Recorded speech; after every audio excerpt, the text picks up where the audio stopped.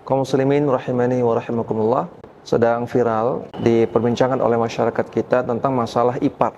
Itu karena sedang ada film yang sedang tayang, judulnya Ipar Adalah Maut. Wallahu alam, saya tidak nonton film tersebut, tapi bahwasanya ipar adalah maut itu adalah kutipan dari sebuah hadis, yaitu hadis dari Uqbah bin Amir radhiyallahu taala anhu, bahwasanya Rasulullah sallallahu alaihi wasallam bersabda, "Iyyakum wad-dukhula 'alan nisa." Hendaknya kalian hati-hati kalau menemui para wanita. Kemudian Uqbah bin Amir bertanya, "Ya Rasulullah, afara'aital hamwa?" Wahai Rasulullah, gimana pendapat Anda tentang ipar, saudari ipar? Maka Nabi bersabda, "Al-hamwu mautun." Al-hamwu, ipar adalah maut. Jadi ucapan ipar adalah maut itu adalah bagian dari hadis Nabi sallallahu alaihi wasallam, dan hadis ini sahih riwayat Bukhari dan Muslim.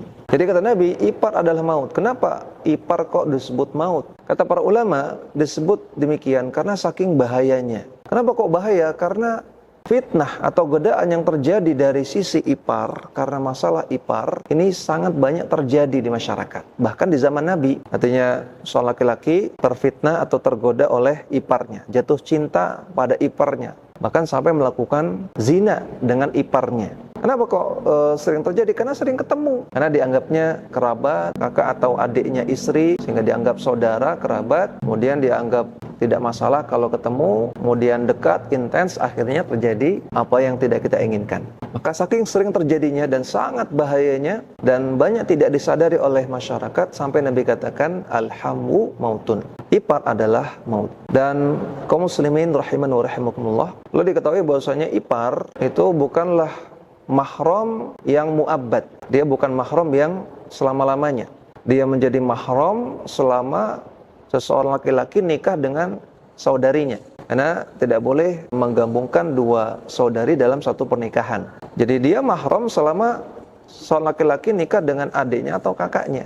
Kalau sudah cerai, maka si ipar ini boleh dinikahi. Sehingga dia bukan mahram mu'abbad. Karena dia bukan mahram mu'abbad, maka tidak boleh berduaan dengannya, tidak boleh melihat auratnya, tidak boleh bersentuhan dengannya, tidak boleh bersafar berdua dengannya, sebagaimana dengan wanita-wanita yang lain yang bukan mahram. Jadi bukan berarti ketika ipar itu saudara, ya memang ipar itu saudara, kerabat, kemudian berarti boleh melakukan segalanya. Tidak, tetap ada batasannya. Nggak boleh berdua-duaan, nggak boleh bersentuhan, nggak boleh melihat auratnya, harus pakai jilbab sang saudari ipar tersebut. Kemudian nggak boleh bersafar bersama, dan juga nggak boleh tentunya memiliki hubungan yang intens, yang intim dengan saudari ipar. Karena di statusnya sama seperti wanita-wanita yang bukan mahram, walaupun memang dia saudara. Oleh karena itu, siapa yang masih punya hubungan yang terlalu dekat dengan iparnya, hendaknya segera menjaga jarak.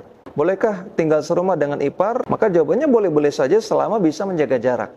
Selama sang ipar bisa menjaga auratnya, sang laki-laki juga tidak melihat aurat saudari iparnya, dan mereka tidak dalam kondisi di rumah berdua saja, dalam satu ruangan, dalam satu rumah, mereka tidak bersentuhan, dan seterusnya. Namun kalau seseorang tidak merasa aman dari itu, ya dia tinggal serumah dengan saudari iparnya, kemudian dia khawatir nanti bisa melihat auratnya, bisa berduaan, bisa bersentuhan, maka yang lebih baik tentunya tidak serumah dengan saudari ipar, kalau memang dia khawatir terkena fitnah.